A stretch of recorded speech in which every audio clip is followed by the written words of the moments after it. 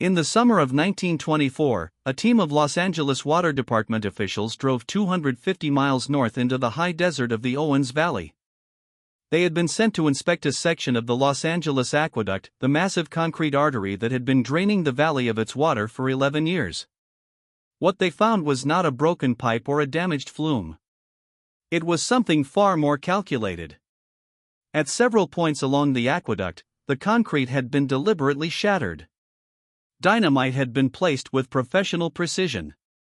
And a wooden sign, nailed to a post beside one of the ruptures, offered a message that the city of Los Angeles had been warned about for years: this water belongs to the people of Owens Valley. You have stolen it. We will take it back. The sabotage was the work of a group of local ranchers and farmers. They had been watching their valley die for over a decade. Their water had been diverted to Los Angeles. Their land had turned to dust. And the courts, the politicians, and the press had all failed to give them justice. So they had taken matters into their own hands. It was an act of desperation, not defiance. Over the following years, the aqueduct was dynamited again and again. The Los Angeles Times documented at least 10 separate acts of sabotage between 1924 and 1931, explosions that tore out sections of pipe and concrete, floods that poured water across the desert floor, and a community that had finally decided to fight back. The conflict became known as the Owens Valley Water War, a forgotten civil war in the California desert that pitted a powerful city against a dying community. It was, as one historian put it, the most savage water war in United States history, and it provided an early warning of a disturbing modern trend: the inability of outlying communities to protect their identity and their way of life from being swallowed by an expanding metropolis. Before we continue with the story of the Owens Valley and the war over its water, take a moment to subscribe to the channel.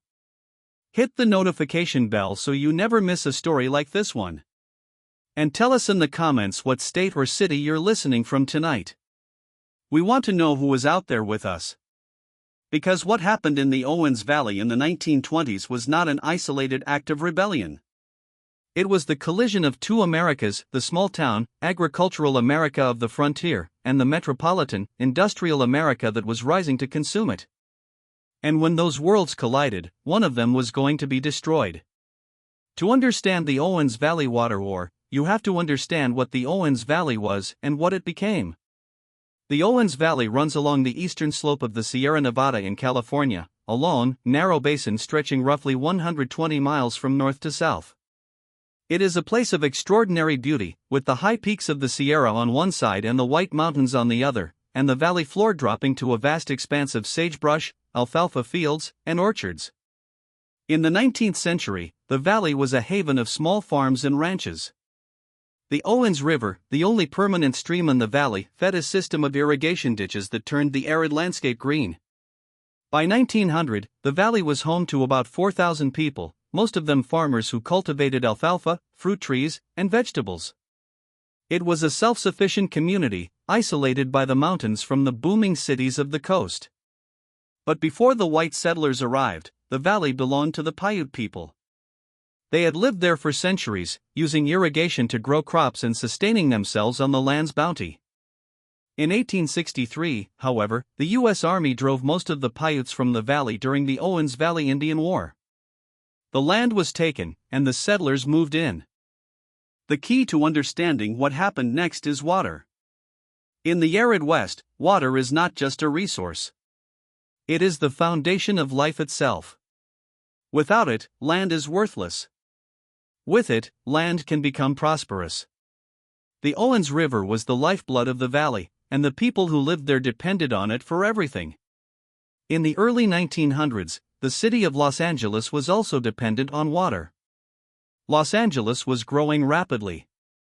Its population had more than doubled between 1890 and 1900, and it was expected to double again in the coming decades. The city's existing water supply, the Los Angeles River, was inadequate. Without a new water source, Los Angeles would never become the metropolis its boosters imagined. The solution to Los Angeles's water problem was the Owens River. The river was 250 miles away, but it was pure, abundant, and unexploited. The water could be brought to Los Angeles via an aqueduct, a monumental engineering project that would divert the entire flow of the Owens River and send it south to the thirsty city. What was more, according to rough calculations, the river could be diverted around Owens Lake and brought south all the way to Los Angeles by gravity, without the aid of a single pump. The architects of the Owens Valley Aqueduct were a small group of powerful men in Los Angeles. The most important was William Mulholland, the superintendent of the Los Angeles Water Department. Mulholland was a self-made man, an Irish immigrant who had arrived in 1877 with $10 in his pocket and the resolve to grow with the country. Within 9 years he had become superintendent of the company supplying water to the city, and when the company was purchased by Los Angeles in 1902, Mulholland was placed in charge of the entire waterworks. He had risen by hard work, by diligent study of engineering books late into the night, and most important, by sheer force of personality. His supreme self-confidence inspired city authorities to act upon his recommendations alone, without further study. "They have always been," he once said, "in the habit of taking my word." Mulholland was supported by a network of wealthy and influential men who had invested heavily in Los Angeles real estate. They understood that the city's growth depended on water, and they were willing to do whatever was necessary to secure it. Some of them were members of the California state legislature, where they had quietly ensured that the laws governing water rights in the Owens Valley would benefit Los Angeles. One of the key figures was Fred Eaton, a former mayor of Los Angeles who had become a water speculator. Eaton was the one who had realized that the Owens Valley could supply Los Angeles with water, and he had worked with Mulholland to acquire the necessary rights. Eaton was a complex figure, capable of charm and ruthlessness in equal measure. He cultivated relationships with valley ranchers, gaining their trust while secretly working to undermine them. The people of the Owens Valley were the unwitting victims of this scheme. They had no idea that their water was being stolen until it was too late. They were not politicians, lawyers, or businessmen.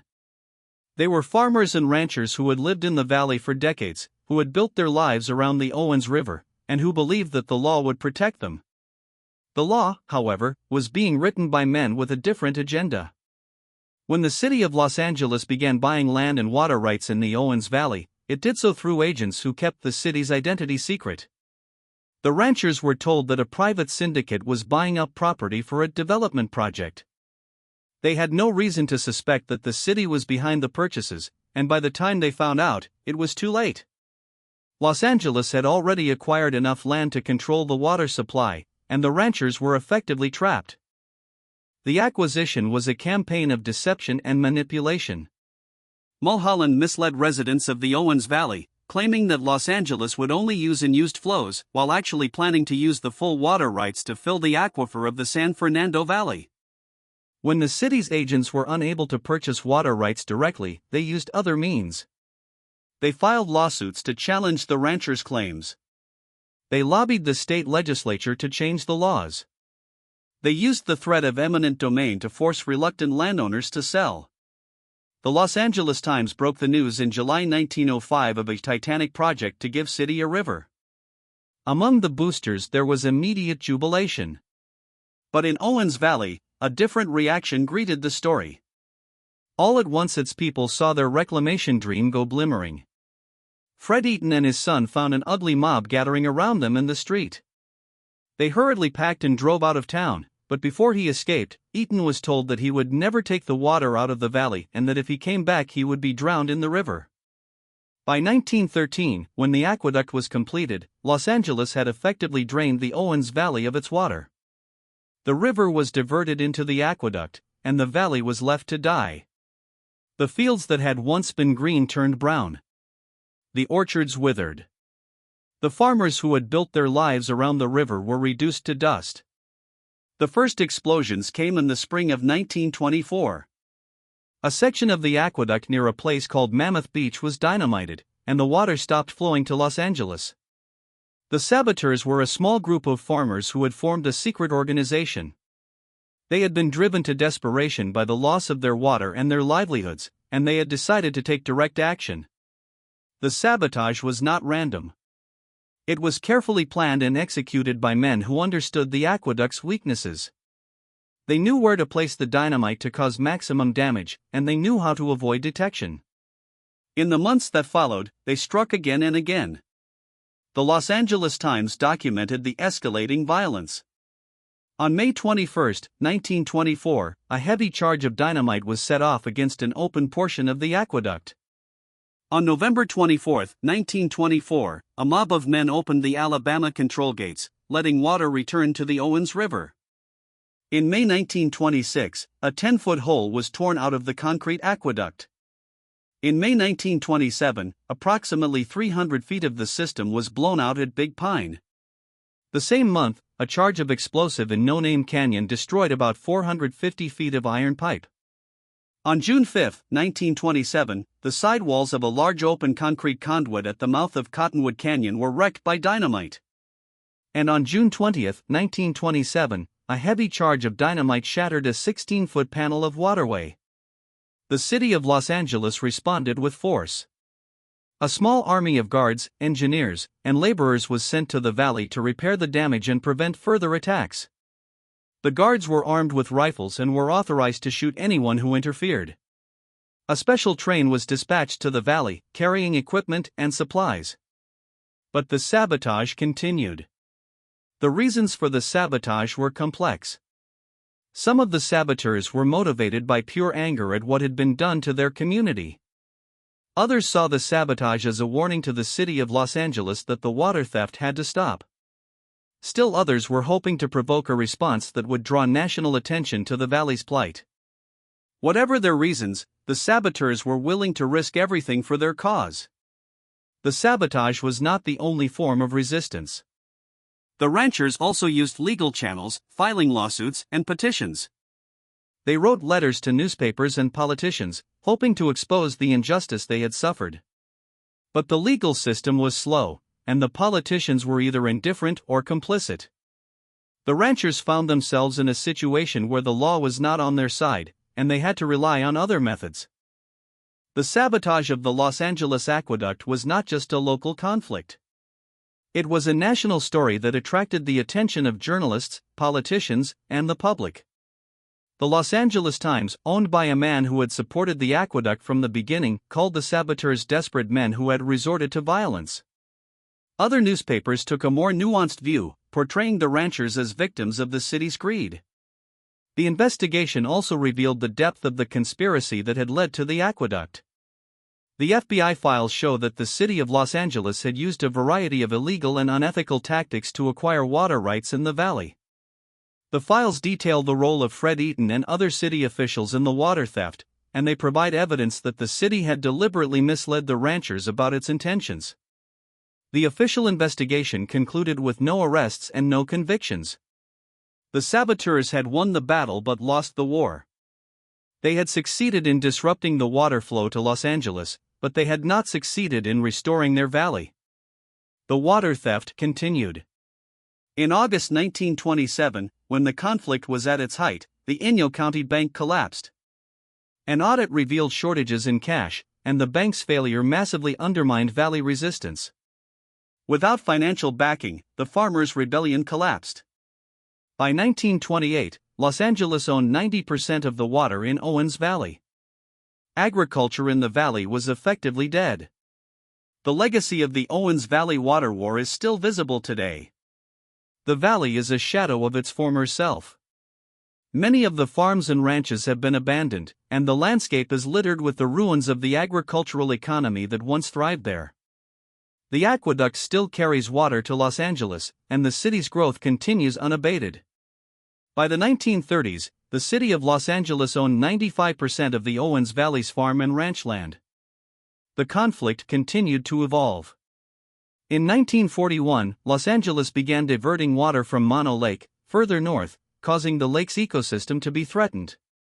Between 1979 and 1994, litigation forced Los Angeles to stop diverting water from around Mono Lake, which has started to rise back to a level that can support its ecosystem. The people of the Owens Valley have never recovered from the theft of their water. Some stayed, trying to rebuild their lives on the dust. Others left, migrating to the cities of the coast.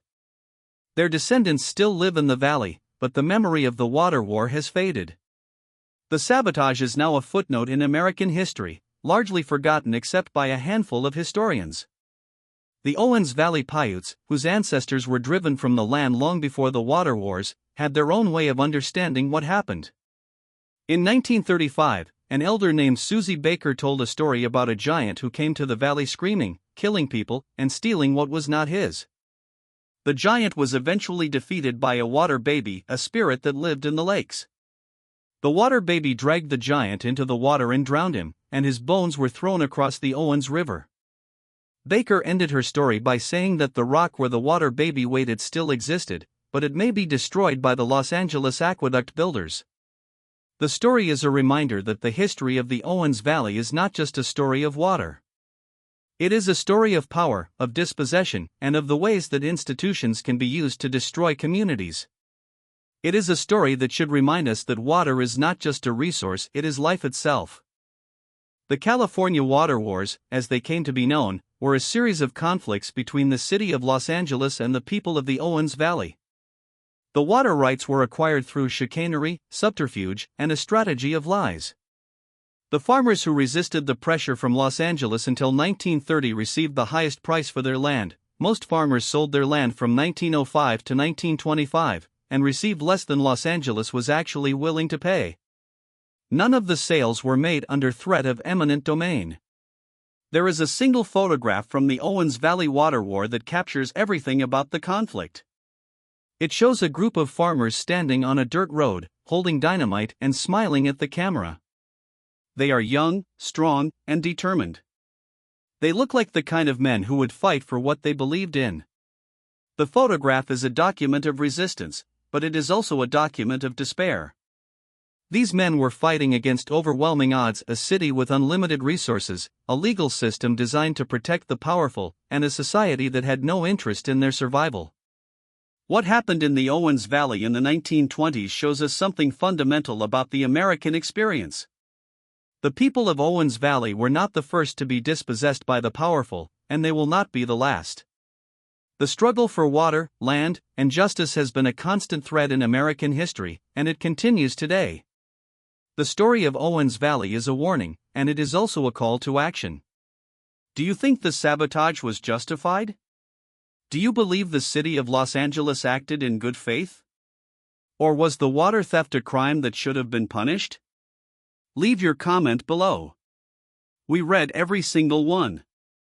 If this story has moved you, if you want more forgotten chapters of American history, subscribe to the channel. Hit the notification bell. And share this video with someone who needs to understand that the past is never really past. We'll see you in the next one.